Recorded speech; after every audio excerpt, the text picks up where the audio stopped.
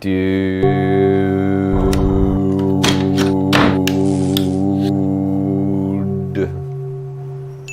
you are getting well. Dudes, welcome all people from everywhere. It's so great to have you here today. I am so excited for this episode. It is with a very special human that I found through the magic of the interwebs. And her name is Lily SAIS. She's a former lead school psychologist. Now she's a full-time mental health practitioner. If you know me, you know I love talking mental health. She used to struggle with anxiety, check, OCD, check, and panic attacks, or panic, but is now a human being at peace with her life, check. Lily's passionate about helping people reconnect to their peace of mind and resiliency and well-being through principles we're going to talk about today: mind, thought, and consciousness. And I'm really excited to have her live here today in our studio. Welcome, Lily. Thank you so much for having me. It's such a pleasure. Did I say your last name correctly? It's SAIS like rice, but it's okay. SAIS. SAIS? Like rice. Like rice. That's pretty easy. That's cool. Well, welcome, Lily SAIS. It's so wonderful to have you here. And you're coming live from Los Angeles, right?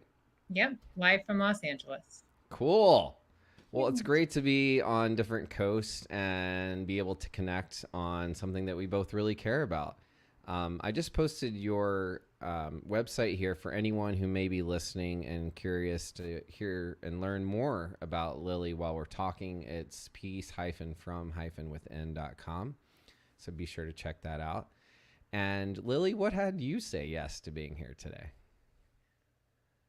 Well, I love the title, Dude, You're Getting Well. I mean, I just thought it was catchy, but also to me very positive, and I'm all about well-being and like getting well. And so I really like that. And also a lot of the people I work with are women, but I have a lot more male clients right now, and I don't know, I loved your energy when you reached out to me, and I love talking about mental health, and so I was really excited. Also, if I was going to be a boy, my parents were going to name me Ben. Oh, So wow. whenever I see a Ben, I feel like it's like me as if I was a boy. Yeah. It's like Ben, mental health. And then just I checked you out a little bit. It seemed really exciting. So of Hmm. course I said yes. It was an easy yes for me. Oh, wow. Well, thank you so much. I never know how this title, this podcast, is going to land with people who, may not know the context or how I came up with this name, but it's fun just to kind of stand in something and see what happens. And so I'm always moved when someone says yes, and I love to hear why and trust that we're here for a reason. So if you're listening, I want to remind you, or maybe suggest that you're here for a reason. And if you haven't subscribed already to our podcast, please do so wherever you're listening: Google, Chromecast, Apple, Spotify, YouTube. We're in all the things so that we can help mental health and this positive message spread. So, Lily, when you were a little kid, what did you want to be when you grew up? I wanted to be a mom. I didn't really Mm. have, and I think that's a wonderful job. And so, but I didn't really have any like career aspirations outside of that until I got older. But I loved babies. And so as I was sort of a young adult, then I thought maybe I'll have a 24-hour daycare, because I thought, I don't know if there's even that many 24-hour daycares. So that would be great. And I'll just have babies forever and it would be very helpful. But all I ever wanted to be was a mom. Mm. I love that. I don't think I've ever heard of a 24-hour daycare. Do they exist now? I mean, they must, or there has to be, parent like, because I was thinking, oh, some people, I mean, I guess if you're probably a nurse or a doctor, there's the child care in at the hospital or at least on Grey's Anatomy there is, but I don't know Yeah. if there is, Hopefully you don't have to take them to a hospital every time, for the yeah, 24-hour care. But I yeah, love that. yeah, but And luckily that's not my job. I mean, it would be great, but I think for my well-being, probably best that I don't have my 24-hour daycare. mm. Yeah, I think most of the parents on this show would agree with you with that one. Um, how did you get into mental health? What was your pathway? Like Like, what did you study in college, or how did this interest start to spark and grow and turn into a career? Yeah. Um, I took a little break. I was in college, but and I was majoring, I don't know, sociology or anthropology or something, but I just partied a lot. And then I just after that first year took a break, and I've always loved children. And so Mm. I actually, well, not to do too long. I then my sister No, you can did take as much time. Yeah, tell us the story. It's cool.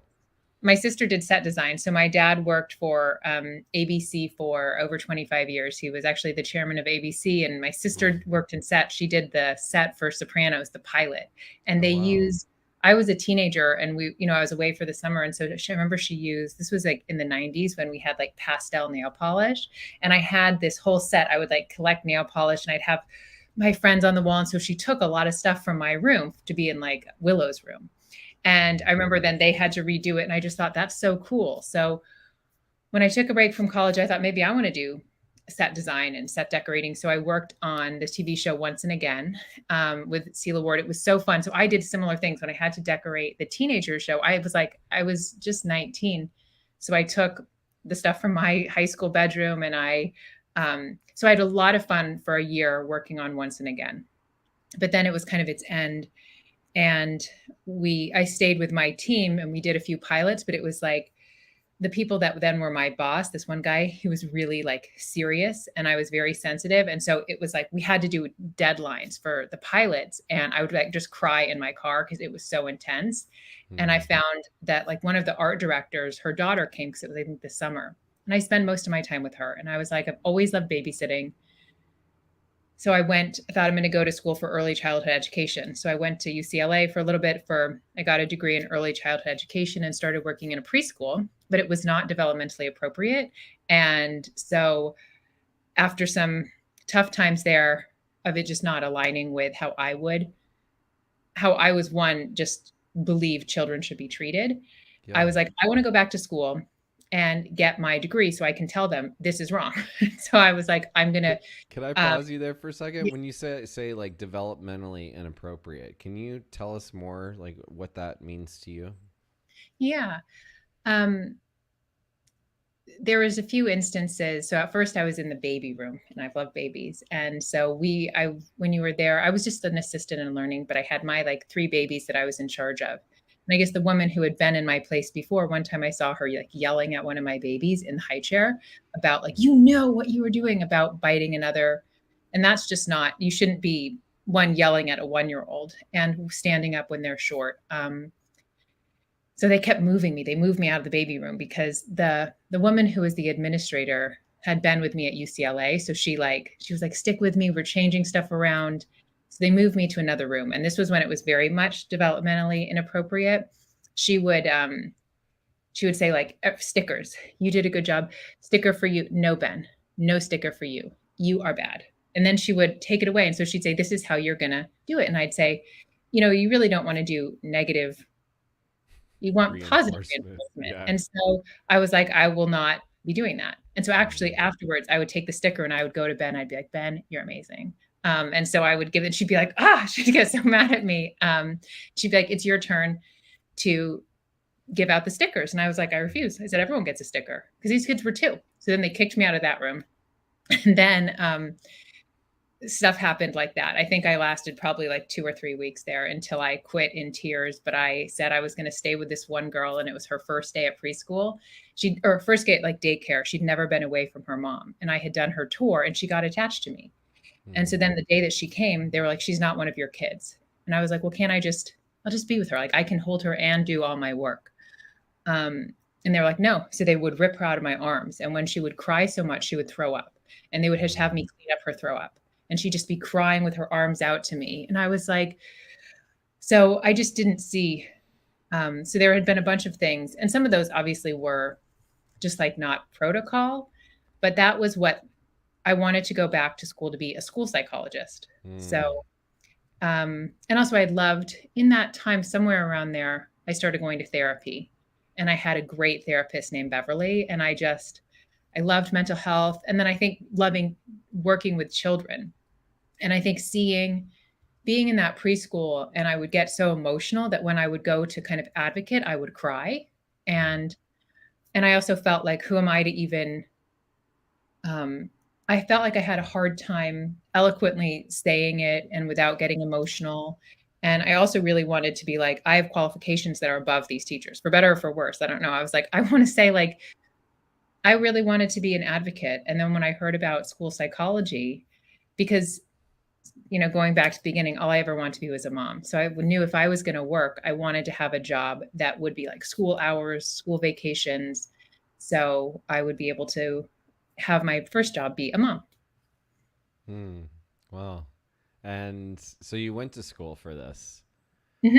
And I took a course in developmental psychology once at NYU, and I had no idea what I was getting into. That was actually like really in depth, like from in utero all the way like to the fetus to the 1 year old. But I found it so fascinating, and I don't, I asked you about that developmental inappropriate behavior because it's I think there's still so many adults who didn't get the love and the attention or development we needed, and to learn that maybe something is inappropriate. Even as an adult, I still learn all the time. Like, oh my gosh, whoa, I guess that's not okay, and oh yeah, that totally happened to me. I'm hearing that all the time still today in my life. So I just wanted to reflect that and thank you for telling us a little bit more about that. So Yeah. do you do developmental psychology today? No, now I just practice as an anxiety coach. My qualifications are I'm a registered three principles practitioner because that's my guiding light. But no, I'm not. I stopped practicing as a school psychologist about 2 years ago. Oh wow. So you were a school psychologist. I was for about 13 years. Wow. And what kind of schools did you work in? I worked from preschool to high school. So, my first year out of graduate school, I did preschool assessment, which was really fun because you do it as a whole team, with the speech pathologist, occupational therapist, and at least where I was. But after that, my second year, I started working at the school that I worked at for like 11, or I think I was there for 11 years. So I stayed there, and it was a small district. Actually, my kids go to school there now, and I became the lead school psychologist. And that was, but my second year, I was at two different districts, like three different schools, which is very much the case. Is I think sometimes you start out in any career, but especially in school psychology, they said your first job isn't going to be your last. So that in the middle, I was at a bunch of different places, and I was at one district that I didn't end up staying with, but I was so good at doing assessments, and especially for in schools, you can have advocates, so they're like lawyers. Sometimes, like cases can get litigious. And even just my second year, um, I was a bit of a perfectionist about doing the assessments, and they were very legally defensible. So they would have me assess the advocates, like the cases that advocates were going to be on, and I actually assessed the advocate's daughter. So at one point they flew me to Sacramento because some of our district, and I was like, I've made it. And it was not. I mean, it's because it's in a school, you're not like luxury. It was like not luxurious work travel. Um, Hmm. but yeah, I was a school psychologist, and so I've worked in preschool, elementary, middle, and high school. And towards the Right. end of my career, being the lead school psychologist, I supervised from K to 12. Wow. That's fascinating. I didn't mean to, go into all of this today about but it's I didn't even know a school psychologist existed, and I wanted to be um, a uh, a school counselor for so long. And I don't think our counselor, like our high school guidance counselor, was one of the most amazing, impactful humans in my life. And I went to a very toxic, wounded, privileged, ignorant, masculine, all men's high school, and it was private, and there's a lot of abuse and hazing, and just like you're in or you're out, and uh, to have someone that was so loving there in that space was, and another man was so like profound to me because I didn't see that many places. And so it is, or a guidance counselor or school psychologist, they sound like a different thing because you're doing assessments, right? You're not, are you in the schools with people when you're doing that? Yeah, so there's different things. There is part of an assessment, and having to do educational diagnoses. And then we also do counseling. Mm. as well. So it is a bit different, and often the counseling we will provide will be for students in special education. So it's like legally mandated part of their individualized education program. So where a guidance counselor might see students, but they wouldn't be doing assessing or diagnosing. But both of us, and it depends on, every district is different. Some districts, the school psychologist will just do diagnosing and they're busy. I loved counseling. Obviously, I'm still Mm. a coach. I liked the assessment, but like counseling, individual, group, school wide, and I loved crisis. Or I didn't love when a crisis happened, but um, so yeah, I mean, but also at my district, it was a small district, and so they were so open to. When I was in high school, I was at a great middle and high school, and we did a thing called council, where you sat in a circle and you passed a talking piece, Mm. and I loved it. And so and the school I worked at was open actually, and there was another administrator who I think the second year was really into council. So the first year I sent myself to the training in Ojai, and then but they did council training in schools, and they still practice council at the school that I was at for everybody. But That's so so I could do beautiful. not just yeah, it was really so I got to work. Um, there was a lot of flexibility being a small district, and I really got to do like meditation and mindfulness, and sometimes practice yoga and have a yoga class with some students in special education that didn't want to do regular PE. But not all school psychologists. I think some of them assess, and to me, they might like it. But I think for me, what really warmed my heart was always counseling. Hmm. Yeah, that's so beautiful to hear. I mean, I grew up in Tennessee in the 80s, so a lot of these things did not exist then, and I ended up teaching some yoga and meditation in the Bronx to some kids there, and it was kind of mandated, some chose it, but it was really interesting to see that was kind of their only introduction to mindfulness, and it was like an hour twice a week, and it was just so challenging to even introduce these topics. And I'm really seeing how much is missing in the school system today, this kind of support that you're talking about. I feel like most schools dream of. So it's just really beautiful, and I really admire you for the work you've done around that and the difference you make in schools and have in the past, because I'm sure it keeps going too. Thank you. A lot of it's the school. So if I can say that, it's Larchmont Charter School here in LA, and they still do it. So it wasn't it when I went there, they actually have. I was drawn to the school. I was at another district, but they have an Alice Waters edible schoolyard. They do cooking. They teach meditation and mindfulness even before I got there. And so my son's still there. They have a peace corner. So if you get upset, you go to the peace corner in the classroom. So, but I Mm. mean, it's very much LA, but it Yeah. is still it's a great, and he's a real dude, my son, like very much sports and stuff, but it's very just common language. He's like, oh, so and so was upset and went to the peace corner and did his breathing. And so I do Mm. think more and more schools are seeing the benefits of bringing in, that social emotional learning, so a little bit of mindfulness, but the social emotional part I think is a huge part. I love that. I feel like I need to have a peace corner in my every room in my house now. Like, honey, I'm going to the peace corner, which is a great way of like setting a boundary and a timeout. So that actually, has a beautiful message. I just feel like so many adults could learn from these little things we're talking about. So I hope for everyone listening, you're picking up some of it. Um, so Lily, what had you shift your training, and what are you most passionate about today? Before you answer that question, there's another one I had. You mentioned like you're really passionate about crisis, and obviously not when it happens. Um, I'm curious. Like, did you have a lot of crisis growing up? Like, what do you feel like draws you to, or has drawn you in the past to crisis? I mean, I guess I don't know if it's crisis per se. Um, I think I'm very comfortable and non-judgmental. So, what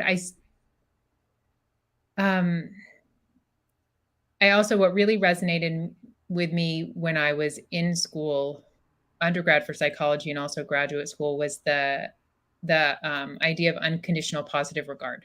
And so whether it was a crisis of a severe behavior issue or a suicide assessment, um, um, first, it's easy for me to stay grounded. It's easy for me to just, I felt like, connect to the individual rather than um, what's going on.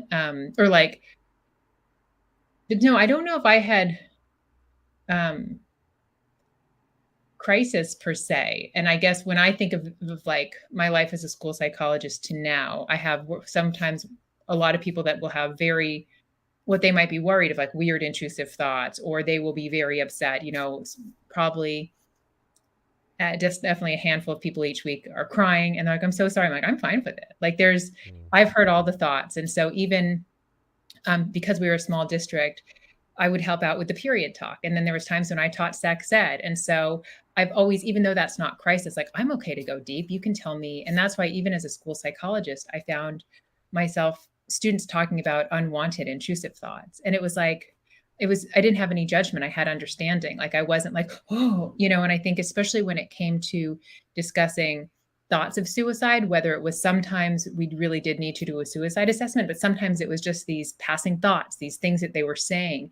And so I think became very comfortable discussing those. And because, not just being like, oh my God, I can't talk about this. And I think also sometimes kids making a bad decision. And there was some stuff that was tough for me to hear about getting to, I don't know, if some stuff would happen and I'd hear, but I didn't even have to, and I'm not being like, I'm so great, but like, I didn't have to stay in non-judgment. Like it would fall away and I would just so easily, um,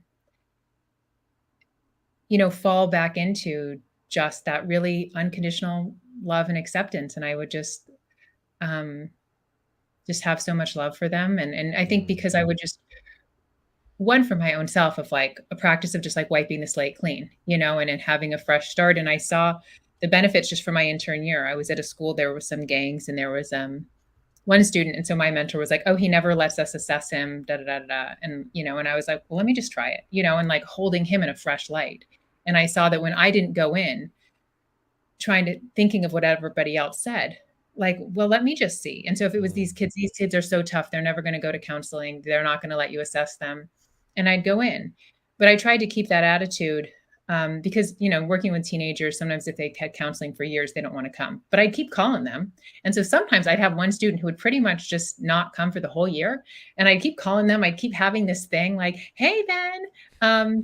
And Hey, I'd always, man. especially in the high school, I'd always have snacks and like, I just have so many chips and I'd have games. And so I saw being in the same school year where, it might've been 6 months where you like refused to come to counseling or you said no, and then you come back and you'd Mm. open up, or I know that was kind of a tangent on crisis, but I also think I felt very supported in a school. We had there was a social worker, there was a counselor. So our school Mm. system, so I think I felt very safe sending my kids there. Like I also never really felt alone because you never did it, especially in a school setting. I was never alone doing anything. It's always Mm. great to consult when you have a crisis. And then if you need to, you call the psychiatric mobile response unit. But it's funny. So even during crisis, I know for me, like I need to eat. And so I always, like, I'm not going to serve anybody. So even if we'd have to be waiting for like the psychiatric mobile response unit and it's 6 hours, I'd be like, all right, I'm going to get food. Who can I get food? And I'd always like take care of myself because, so even sometimes in crisis, I'd like run to the food truck and get us all quesadillas just because I know myself. And if I'm like too hungry, like I can't be of service. So Mm. That's great. I was just going to ask you, like, what are some of the ways you handle crisis today in your adult life, right? Because you can be the most highly trained, sought after crisis expert in the world, but you're still going to have a human experience. Um, so, how do you deal with crisis today? You eat. I heard that. yeah, That sounds yeah. great. Well, you know what? I mean, I think it's most of the time I think I stay present and I don't get caught up, but I can think of one time that, and I don't know if this is crisis, but after I had COVID, I got COVID a little more than 2 years ago and I have diabetes. So it really like knocked me out of this easy honeymoon period into like, I bad, difficult time managing it. And then my dad actually was sick, and my older sisters have a different dad. So he had died right around that time. So it was like a lot had happened. And then it was August, my kids were going back to school, and I had just kind of gotten healthy. And I was thinking, I can't get COVID, and I just can't have any bad thing happen. Like, I need everything to go okay. And, but this was about 2 years ago. So COVID was more, I'm not saying COVID's not here, but, and so I was getting the little KN95 mask and trying to go back to school. And I was like really kind of in my head in this conditional thinking of like, because I'd made it through that time fine, but I was thinking nothing can go wrong now. And so I was serious. And there was somebody at Trader Joe's who seemed like happy and light. And I was like, how's anybody light? And then I paused. It was like I was in the car and I felt like I was at a crossroads where sure everybody would understand if I was going to be serious about this, because like I was kept being like, I can't get it. Like, what's it going to do to my diabetes? And then, but I came to realize like I wasn't at peace. And so I settled into this place. And what came over me was, I'll be fine if I get COVID. I'll be fine if my kids get COVID. I'll be fine if my dad gets COVID. I was like, I didn't force it. But so I think when I lose my peace, it's there again showing me. And so I just accepted everything and it became unconditional. I was like, you know what, I'll be okay if I die. And it was like suddenly I was just at peace. And so I think most of the time without trying, I stay present, I'm guided by my wisdom. And then if I get caught up, I start to like get serious, and that's usually a wake up call for me. And then I get quiet. And usually something like that will happen where I have somehow gotten serious and conditional. And then I fall back into peace. I fall back into that hope from the inside that I know that everything will be okay. That's beautiful.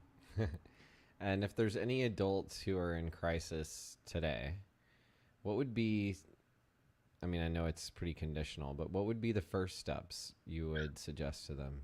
Yeah. You know what I just realized? So there's a place called Heartfelt Presence. It's heartfeltpresence.org, and they offer almost 24/7 free coaching. So I realized 3 times I've gone on there. Even though I recommend it to clients, I realized sometimes when I've been having, I guess, my mini health crisis, or like if I'm having like a slight mental breakdown, what will pop up to me is I'm going to go on to Heartfelt Presence.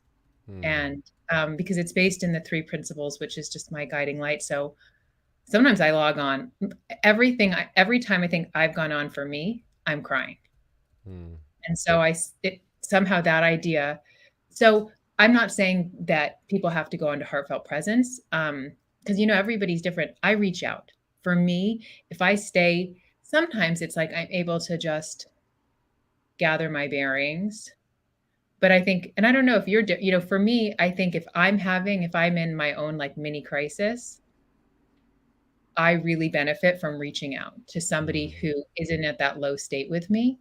So I'm not sure if anybody's listening. If you can try Heartfelt Presence, but if you have, and that's what I'm super selective about who I'll reach out to.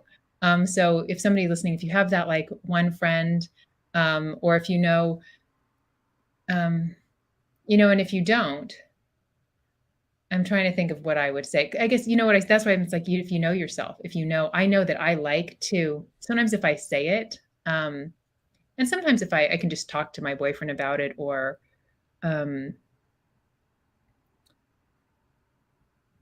sometimes I guess I just sit and I don't need to, but sometimes what will come to me is to take an action like that. I don't know. What do you do? What do you do if you're in a crisis?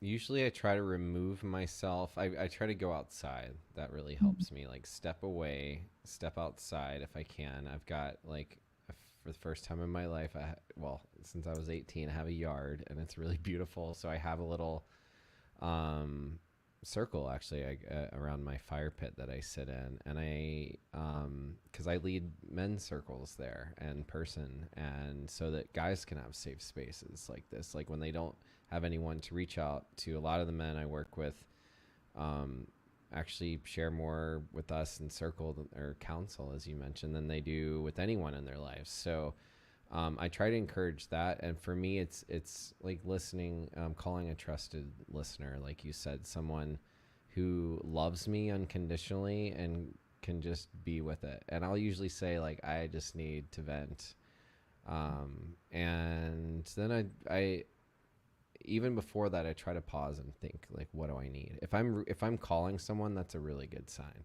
There's Yeah. many times when I just want to shut down, and also check in with myself, like, maybe I just need to like turn off my phone and shut down a little bit. Maybe I need to cry. Maybe I need to crawl into a ball. Maybe I need to restore a little bit. But it can be a tricky line for me, you know. So I think reaching out always gets me out of my head and into my heart. Um, Yeah. reminds me Yeah. it's just part of the journey. Yeah, yeah. One thing I know too is if whenever we're feeling low, not to take our thoughts seriously, like about ourselves. So it's like, I'm horrible at my job. I'm horrible in my relationship. It's like usually I think that's one thing that I have really has really become a habit is like anytime I don't feel good, I just don't pay attention to my thinking, because it's often like I'm a horrible mom. I think sometimes work, being a working mom and when I'm low, it seems like I can fall short at everything. And so it's just kind of like, don't make any decisions. Don't take any of that too seriously. Hmm. Yeah, yeah. I love that. It's one of the reasons why I decided to name this dude you're getting well and having dude school, because I couldn't say it, but like, and it frustrated me for so long. It's why I avoided it, because I couldn't say it without, like, I couldn't take it too seriously. And then I realized, oh, that's me. Like, that's exactly what we need. So learn to take ourselves less seriously. So thank you for that reminder.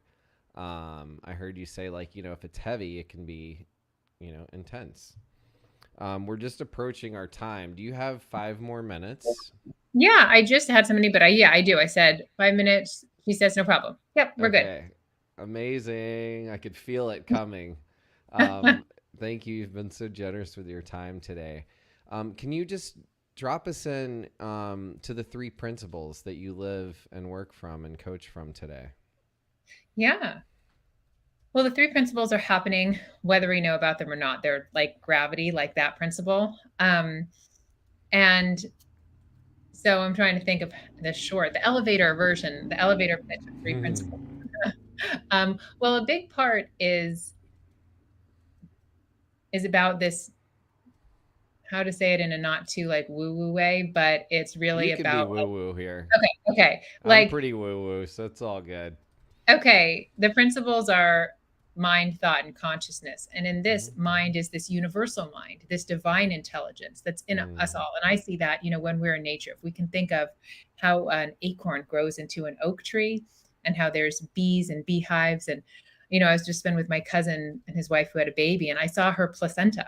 And it's just like to see how Mm. people grow babies in this placenta that then on the one side, it's like, so this is this universal mind, this divine intelligence that is in every human being. And there's so much on that. And so in this discussion, it's also our impersonal mind, our wisdom, that's also just pure love, and that's what's responsible for our creativity, for solving problems, for helping us return to balance. And so where I think people go astray is sometimes they use their intellect, their personal mind. So there's the brain, but we have something that powers our brain. But what happens? So our brain is so great, and maybe for us, for you, probably like planning the podcast and thinking things. But when it comes to mental health, people start thinking like listening to their brain too much, and our brain really wants to keep us safe, not happy. And Mm. so that was a long thing, but so we have this universal mind. No, that's beautiful. We're And following you. okay. Yeah. And so a big part when I had one of the insights that I had with the 3 principles was that my wisdom had gotten me through every panic attack. And I Mm. saw that, and that's this thing that's always there, always takes care of us. So it's like, well, if it did, maybe I don't need to spend so many hours thinking and trying to prepare. And maybe actually all my thinking is making me more prone to have a panic attack. It started to see that Mm. maybe it's safe not to think so much. And the principle of thought. Um, one part of it is that the nature of thought is that it's transient. and that also thought is impersonal. Just because we have a thought doesn't mean it's true. And so I started to have all of these insights when I first learned the principles that were so simple, yet so profound. So in the panic attack example, if I had a thought like, oh, that tingly, that means you're going to have a panic attack. It was like, that's not necessarily true. And that there was actually less for me to do because I could have that thought and it could flow because that's the nature of thought. All thoughts, for everybody, when you go into a room and you're like, why did I come in here? Because your thought flew out of your head. And so, but we think sometimes, I need to work so hard and I need to write my thoughts down. And there's nothing wrong with, I feel like I'm talking fast. There's nothing wrong with like doing things. But what I found is when people are struggling with anxiety and they're like trying, it keeps them in their head. And what we really want to be is like out of our head. And so understanding our human nature, because in the discussion of universal mind, it's that we always return to balance. That after every panic attack, after every anxious moment, after every crisis, we return to balance. And that's how we are designed. We're designed really beautifully. And so with thought, it comes and it goes. And that third principle, so the principles work together. There's one principle, but it's about consciousness. And one part of it is our thoughts get brought to life, whether they're true or not. So if you heard some commotion in another room, you could think whatever you think, and you could feel true if you were like, oh my gosh, something bad's happening. And your heart could start to beat. And then your wife might be like, oh no, sorry, I just knocked a bunch of stuff over. So when we can understand that, and it's with the principles, it's really, I think what's a big part of it is the profound part is that this is this human experience. It's not just happening to Ben. It's not just happening to Lily. This is true for all human beings. So we can stop taking it so personal. And with consciousness, it's that consciousness rises and falls. So sometimes we're just at that lower state and there's nothing wrong. Sometimes it's like 3 a.m. when you maybe are more worried and you just know not to take anything too seriously then, not to try to solve anything. And it's not that the goal is, well, I'm always going to be in a high state of consciousness with positive feelings, because that's not possible for all human beings. But when you can understand it, you can be grateful when you feel good and graceful in those low moments, and more allow yourself to flow through life and flow through your experiences without fear, without trying to control it. Because what I see with people with anxiety is like, then they try to control it and there's that resistance and then they're in it longer, rather than even an experience of panic. Like I work with a lot of people, they might still have a panic attack in the early time of us working together, but they say, that was the fastest panic attack I ever had. And they start to see, when before they'd resist it and it could last for hours, and here it can just be gone. And it's really with the principles. And as I said, I think knowing, that it's this human experience, it's like, and that's what I think a big thing for me was, I felt very broken and like, what's wrong with me? And thinking about me and me and me. And with the principles, when we learn, we kind of zoom out. We're talking about what's true for all human beings, this whole human experience. So we can see, I'm unique, you're unique, but our like mental crises and stuff, it's not unique in a good way. That was so beautifully said. It's great. I'm sure we're going to use a lot of that. And we got there. So if there's one gift you could give us, humanity, before you leave today, if you could just like magically give it to the world, what would that be? I heard this recently and I loved it. It said, this is from Michael Neal. He said, you are the perfection of life. And anytime you don't think that, you're just the perfection of life thinking. And so I loved it. It's like, sometimes you're the perfection of life, maybe in your peace corner feeling great, or you're the perfection of life listening to this podcast, or sometimes you can be the perfection of life feeling anxious, the perfection of life feeling like a failure, but you're always the perfection of life. And you just might be the perfection of life thinking.